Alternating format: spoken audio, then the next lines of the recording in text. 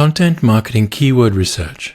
I rely on content marketing, blog posts and videos to attract customers. So keyword research is crucial to finding trending topics to create content about. Like you, I have countless ideas for content, too many. I used to choose my next topic based on the simple question, which one sounds the most fun to create? But it turns out this is the worst way to validate an idea.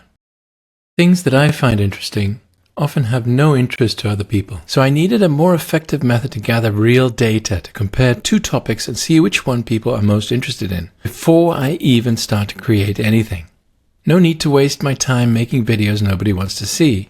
If I can figure out that before I start, I can save a lot of time and serve my audience better.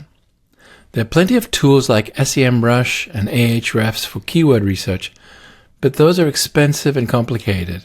They are overkill for quick content marketing keyword research, which is what I want to do.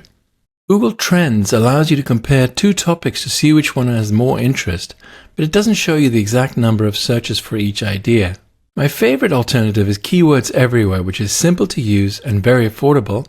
However, the only way you can compare two topics using Keywords Everywhere is to manually search each one, note down the search volume for each one, and then compare them. And there's another problem. Keywords Everywhere doesn't provide a clear way to see how the search interest for each topic changes over time. So I created my own tool to quickly compare two keywords, topics, or ideas. It only takes a second, and it does all the following. 1. It shows the number of searches people make on Google for each word or phrase. 2. It shows 12 months of search data, so I can see if a trend is going up or down. 3. It gives me results in under 5 seconds, sometimes 1 second. 4. It draws a beautiful graph of the results. You can download this graph and use it in your own content. 5. It compares both keywords on a single graph. This makes it easy to see which one is on the way up and which one is trending down. 6. It allows me to focus on individual terms by toggling them on or off in the key legend.